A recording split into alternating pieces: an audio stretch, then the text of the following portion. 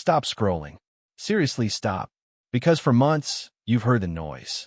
You've seen the headlines. You've listened to every content creator tell you that the PlayStation Portal is either a $200 joke, a glorified Wii U tablet, or the most pointless piece of hardware Sony has ever released. They told you to save your money. They told you to buy a Steam Deck. They told you it was dead on arrival. But I'm here to tell you something different. They were all wrong, and they were all right. The PlayStation Portal is the most confused, most polarizing, and yet possibly the most essential piece of PlayStation hardware in the last decade. It's the device that asks you to pay $200 for something you technically already own. It's the device that solves a problem most of us didn't even realize we had. But I'm not going to just praise it. We're going to spend the next 30 minutes tearing this thing apart. We're going to find out, does the promise of play your PS5 anywhere in your house actually hold up? Or is this just a glass screen glued to two halves of the world's best controller, only to shatter the instant your Wi-Fi hiccups? By the end of this video, you will know if you need to buy one or if you need to run away. Let's get into it. All right, let's start with the one thing the Portal absolutely nails, the feel. Pick this thing up. What you're holding is a dream come true for DualSense fans. This isn't some third-party imitation. This is a full-fat, authentic DualSense controller, cut in half and strapped to an 8-inch screen.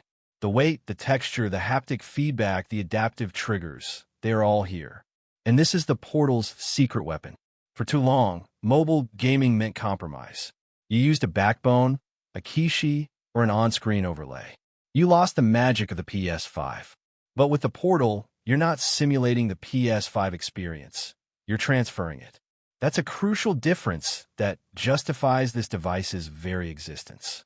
Let's look at the display. It's an 8-inch LCD, not the beautiful, deep OLED that every tech enthusiast wanted, and that immediately raises eyebrows. Why LCD, Sony? It eliminates the need to sneak off to the basement or the office. It changes gaming from a dedicated, isolated activity to a passive, integrated part of your life. The freedom it provides to the partnered or parental gamer is genuinely revolutionary. For those people, this alone is worth the price of entry. Now, let's talk about the absolute brick wall that will make or break your experience, your home network.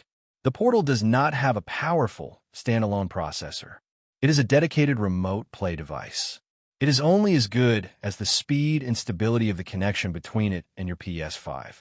This is the moment where the dream can become a nightmare. I'm going to spend the next several minutes giving you the raw, technical truth you need to hear, so you don't waste $200 on a product that won't work in your house. First, the minimum requirement. You need a strong, stable 5 GHz Wi-Fi network. Forget 2.4 GHz entirely. It will introduce stutter and latency that make the experience unplayable. If your PS5 is wired directly via an Ethernet cable, you gain a massive advantage. If your PS5 is also on Wi-Fi, you're already gambling with your $200. I put this thing through the ultimate test. I started with a demanding, visual game like Horizon Forbidden West. In the same room as the PS5, the results were stellar. Haptics firing, triggers resisting, visuals crisp. It felt like playing on the console itself. Then I moved to the kitchen, 2 rooms and a thick wall away from the router. This is where you see the first cracks. During fast traversal, the image compression artifacts start to show up. You see the screen briefly pixelate into muddy blocks before resolving.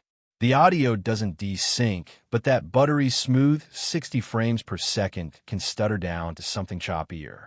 It's still highly playable, but the magic is slightly diminished.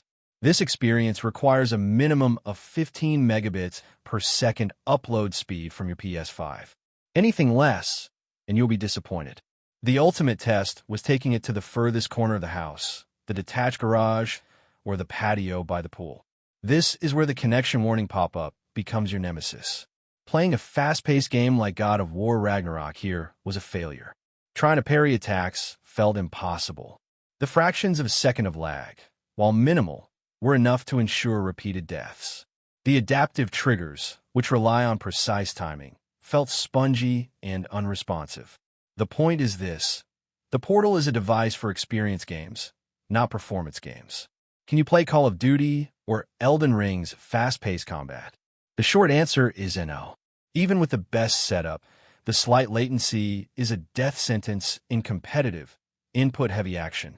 The Portal is meant for single-player adventure, grinding, and exploration. Now let's address the elephant in the room: the Steam Deck, the ROG Ally, and other handheld PCs. People keep pitting these against the Portal, but they are not the competition. They're a different class of device. They're standalone consoles for PC games. The Portal is a dedicated, single-purpose accessory for a PS5. The other major question is, why pay $200 when I can just use the Remote Play app on my phone with a cheap controller mount? The answer, and this is the controversial part, is that the controller experience is that important. The seamlessness is that important. The Portal is a dedicated gaming device with a massive battery tuned for one job. Your phone is a notification center that gets hot, drains its battery, and requires a clunky plastic clip to hold a cheap, third-party controller. For the dedicated, luxurious, and authentic PS5 experience, the Portal wins, hands down. But the overall value proposition remains highly debatable depending on your internet setup. The final user profile is clear. If you are a single person living alone in a small apartment with a dedicated gaming TV, you do not need this. The Portal is strictly for the gamer whose life is interrupted by others. It's for the parent who only gets to game after 9 p.m., but needs to be within earshot of the baby monitor. It's for the dual-purpose couch gamer who wants to watch the football game on the big screen while grinding levels in Cyberpunk 2077 on their lap. It can be for the commuter, but only if you have a spectacular fiber connection on both your home and remote ends. This use case is a dice roll, and it is not the primary selling point. The Portal is not for everyone. It's for a very specific, very compromised kind of gamer. And for that niche, it is a 10/10 device. So, where does that leave us after 30 minutes of dissection? The PlayStation Portal is a beautiful, deeply flawed, and narrowly focused device. It's the device your wife will thank Sony for. It's the device your internet service provider will curse. It is absolutely not a glorified tablet. It is a high-end, dedicated remote play client that delivers the authentic DualSense experience that no phone clip or third-party device can ever match. If you have a rock-solid Wi-Fi network, we're talking 5 GHz, PS5 wired via Ethernet, and you frequently find yourself kicked off the main screen, then $200 is a steal. It will fundamentally change how and where you game at home, and that is a truly valuable proposition. But if your Wi-Fi is spotty, if your PS5 is buried in the attic on a 2.4 GHz network, or if you live alone, the Portal is a beautiful paperweight. Don't buy it. The Portal isn't a universal hit. It's a niche masterpiece. And for the people it was built for, the adults, the parents, the partners, it is the one PlayStation device they absolutely cannot live without. The rest of you? Go wire your PS5, upgrade your router, and then come back to this conversation. You might just change your mind. Wait. Hold on a minute. If you bought a Portal, hated the lag, and put it in a drawer, you need to pull it back out right now. Because the core experience is only half the story. The other half is the technical black magic that turns a stuttering mess into a truly flawless stream. This is where you, the serious gamer, can take control of your experience and transform this device. We're going to move beyond the simple wire your PS5 advice. This is the advanced optimization guide that Sony should have included in the box. If you want lag-free, 60 FPS remote play, you need to understand these 5 secret network and console tweaks. The 5 fixes that guarantee smooth gameplay. First, let's talk about the PS5 itself. The system is often fighting against the Portal because it's trying to be a 4K 120Hz machine for your big TV. When streaming to the Portal's 1080p screen, this creates a bottleneck. Fix number 1. Align the output resolution. Go into your PS5's video settings and manually change the resolution to 1080p. The community swears by this. When the PS5 and the Portal are streaming at the same native resolution, you eliminate a crucial, hidden processing step. The PS5 is no longer downscaling a massive 4K image and then sending it over the network. It's sending a clean, matching 1080p stream. Do this first. Fix number 2. Cut the cord to the screen. This is going to sound crazy, but if you're dedicated to the portal for a long session, try this. Physically unplug the HDMI cable from the back of your PS5. For some users, especially those with certain smart TVs, the PS5's HDMI link feature is silently negotiating a video handshake that introduces latency, even when the TV is off. Unplugging it forces the PS5 to focus all its processing power on the remote play stream, eliminating potential conflicts. It's a drastic move, but a necessary one for absolute stability. Now, let's go to your router, because this is where most people fail. Fix number 3. Separate and conquer the channels. If your router uses a single name for both the 2.4 GHz and 5 GHz networks, you are inviting chaos. Your portal or PS5 might occasionally auto-connect to the weaker, longer-range 2.4 GHz band because of a momentary signal drop. You need to go into your router settings, separate those two networks, and give the 5 GHz band a unique name, like portal only. Then, force your portal to only ever connect to that dedicated 5 GHz line. Interference is the enemy, and this move builds a protective wall around your stream. Fix number 4. Manual channel selection. If you live in a dense area, an apartment complex, or a busy neighborhood, your Wi-Fi is fighting a silent war with 20 other networks. You need to download a Wi-Fi Analyzer app on your phone or PC. This app will show you which 5 GHz channels are being used by your neighbors. Manually log into your router and select a channel that is completely empty. This is like moving your high-speed lane onto a private highway instead of sharing a congested main street. It's tedious, but this is often the single biggest improvement you can make.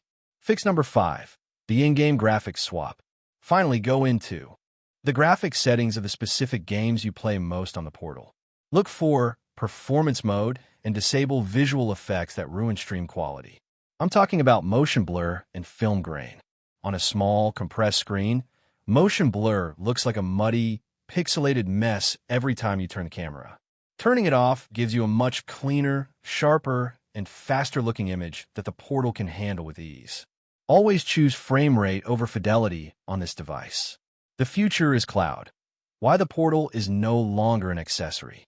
Now, if all of that sounds like too much work, or if you simply want to take this device outside your house, then the narrative about the portal has fundamentally shifted.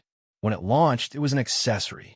Today, thanks to a major update, it is rapidly evolving into something far more powerful. The biggest news is the introduction of cloud streaming for the portal, which is available to all PlayStation Plus premium subscribers. This single software update turns the portal from an extension of your PS5 into a window to the entire PlayStation cloud. Think about what this means. Cloud streaming bypasses your PS5 entirely.